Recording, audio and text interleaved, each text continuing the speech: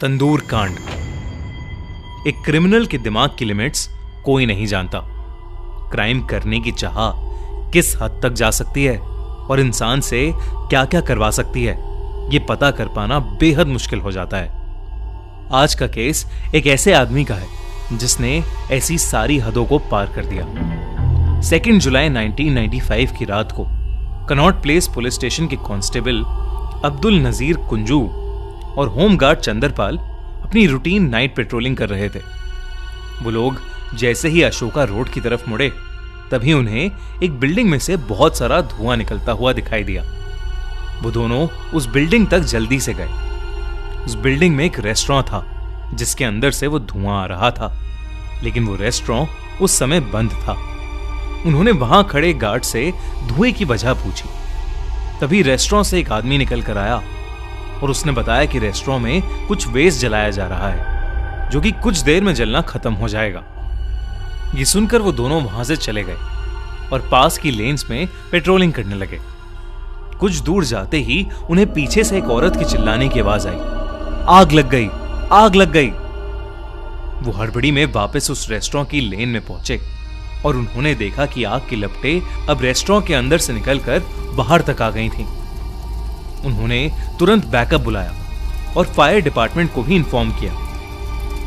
उन्होंने अंदर घुसने की कोशिश की ताकि वो उस आग को बुझा सके, पर उस रेस्टोरेंट का दरवाजा अंदर से बंद था। कुंजू और चंदर देरी ना करते हुए उस गार्ड की मदद से दीवार के ऊपर चढ़कर दूसरी तरफ चले गए, जहां उन्होंने देखा कि 2 आदमी एक तंदूर को हवा देते हुए उसमें पेपर और लकड़ी के पीसेस डाल रहे थे। उनमें से एक वहां का मैनेजर केशव था और दूसरा आदमी वही था जो उन्हें थोड़ी देर पहले बाहर मिला था, जिसका नाम था सुशील शर्मा। चंदरपाल ने वहीं से आवाज लगाकर उन्हें उस आग के बारे में चेतावनी दी, पर सुशील शर्मा ने कहा कि वो एक पॉलिटिकल पार्टी का वर्कर है और उन दोनों पुलिस वालों के लिए इस वक्त वहां से चले जाना ही बेहतर होगा, क्योंकि वो कुछ पुराने पार्टी के डॉक्यूमेंट जला रहे हैं। पर कांस्टेबल कुंजू को उस तंदूर से मांस की जलने की बू आ रही थी। उसका शक बहुत ज्यादा बढ़ गया, तो वो दोनों रेस्टोरेंट के अंदर गए और सबसे पहले जाकर उन्होंने तंदूर की आग बुझाई। इसके बाद उन्होंने जो देखा उसे देखकर उनके रोंगटे खड़े हो गए, क्योंकि तंदूर के बाहर इंटेस्टाइन्स लटक रहे थे और तंदूर के अंदर एक इंसानी शरीर आधा जला पड़ा था। पानी डालने से उस शरीर की स्किन हड्डियों से अलग हो गई थी, जिसकी वजह से एक बहुत बुरी स्मेल चारों तरफ फैलने लगी थी। इतनी देर में पुलिस की बैकअप टीम भी वहां आ गई। सुशील तब तक वहां से गायब हो चुका था, लेकिन केशव वहीं पर खड़ा था। केशव को इमीडिएटली अरेस्ट कर लिया गया। अगली सुबह उस इंसानी लाश की बगिया बारबेक्यू रेस्टोरेंट में मिलने की खबर हर न्यूज़पेपर की हेडलाइन बन गई। सुशील फरार हो चुका था। पुलिस केशव को इन्वेस्टिगेट कर रही थी, लेकिन वो किसी भी सवाल का जवाब नहीं दे रहा था। पर जब पुलिस ने उससे पूछा कि उसका सुशील के साथ क्या रिश्ता है, तो उसने बताया कि वो रेस्टोरेंट सुशील शर्मा का ही है और उसके केशव पर बहुत एहसान है, इसलिए उसके कहने पर केशव ने यह सब किया था। उसी दिन एक आदमी पुलिस स्टेशन में आया जिसने अपना नाम मतलूब करीम बताया और उसने पुलिस से कहा कि वो लाश सुशील की बीवी नैना साहनी की है। धीरे धीरे सुशील शर्मा के सस्पेक्ट होने की न्यूज हर जगह फैल गई। पुलिस हाथ धोकर सुशील की तलाश में लगी हुई थी, पर उन्हें सुशील कहीं पर भी नहीं मिल रहा था।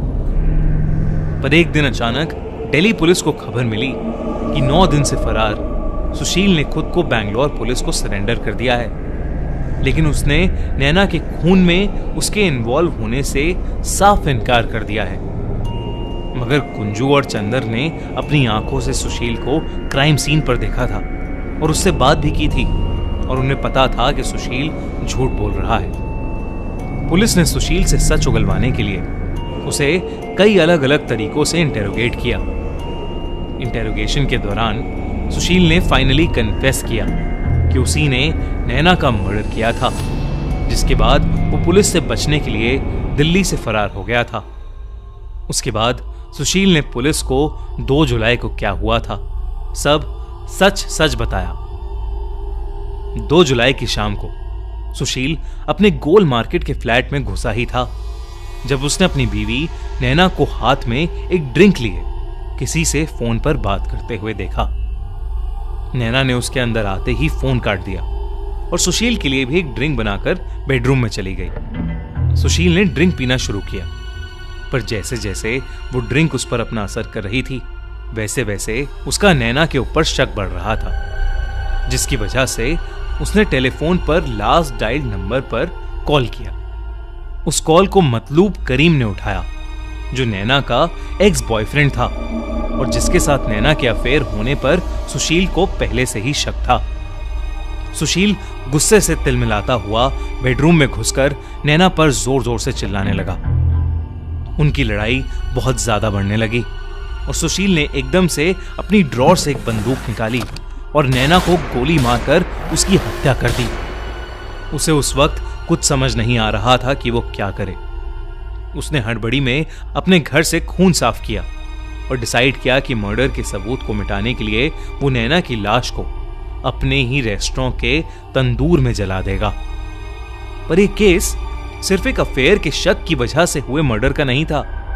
दरअसल इसकी वजह थी सुशील का डोमिनेटिंग, इनसिक्योर और अब्यूसिव नेचर। नैना और सुशील की शादी को 2 साल हो गए थे, पर फिर भी सुशील उनकी शादी को ऑफिशियल नहीं करना चाहता था। सुशील के इस डिसीजन से नैना बहुत ज्यादा हर्ट थी। सुशील दुनिया के लिए तो एक शरीफ, सोबर पॉलिटिशियन था जो हर हफ्ते छतरपुर मंदिर जाता था, पर वही सुशील हर रात शराब पीकर नैना को मारता था और उसे अपने गोल मार्केट वाले फ्लैट में लॉक करके रखता था। एक रात जब नैना ने सुशील से उसके अब्यूसिव नेचर की वजह से उसको छोड़ने की बात की, तो उसने नैना पर अपनी गन चला दी। उसने जानबूझकर मिस फायर करके नैना को डराने की कोशिश की थी। फिर एक दिन नैना को पता चला कि सुशील का अफेयर भी चल रहा था, जिसके बाद वो खुद को संभाल नहीं पाई। वो और भी ज्यादा अकेली और बेबस महसूस करने लगी थी। वो इस रिश्ते से छुटकारा चाहती थी, जिसके लिए उसने मतलूब की हेल्प लेने का डिसाइड किया। मतलूब नैना और सुशील एक दूसरे को कॉलेज टाइम से जानते थे। वो तीनों पॉलिटिकल पार्टी के यूथ विंग में काम करते थे। कॉलेज डेज में नैना और मतलूब एक दूसरे से बहुत ज्यादा प्यार करते थे। वहीं नैना और सुशील बस अच्छे दोस्त थे। नैना और मतलूब एक दूसरे से शादी करना चाहते थे, पर क्योंकि नैना एक सिख थी और मतलूब एक मुस्लिम, तो नैना की फैमिली ने उनकी शादी से इनकार कर दिया। फैमिली के प्रेशर में मतलूब ने अपनी ही धर्म की एक लड़की से शादी कर ली, पर नैना और मतलूब ने डिसाइड किया कि वो हमेशा अच्छे दोस्त बनकर रहेंगे। लेकिन नैना मतलूब की शादी के बाद धीरे धीरे बहुत ज्यादा डिप्रेस होती चली गई। सुशील ने ऐसे डिफिकल्ट समय में नैना का साथ नहीं छोड़ा और वो और नैना एक दूसरे से काफी क्लोज आ गए, जिसके बाद उन दोनों ने शादी कर ली। पर उनकी शादी कुछ हफ्तों तक ही अच्छी रही, जिसके बाद सुशील की सारी सच्चाई नैना के सामने आने लगी। सुशील जब भी नैना को घर में मारता पीटता, तो नैना इमोशनल सपोर्ट के लिए मतलूब को कॉल करती। इसी अब्यूसिव शादी से निकलकर जब उसने अकेले ऑस्ट्रेलिया जाकर एक नई जिंदगी स्टार्ट करने का डिसीजन लिया, तो मतलूब भी उसकी हेल्प करने के लिए राजी हो गया। 2 जुलाई से कुछ दिन पहले ही नैना ने सुशील को अपना डिसीजन बताया था, जिसको सुनकर सुशील गुस्से से पागल हो गया था और वो मतलूब के इस डिसीजन में इन्वॉल्वमेंट पर सवाल करने लगा था।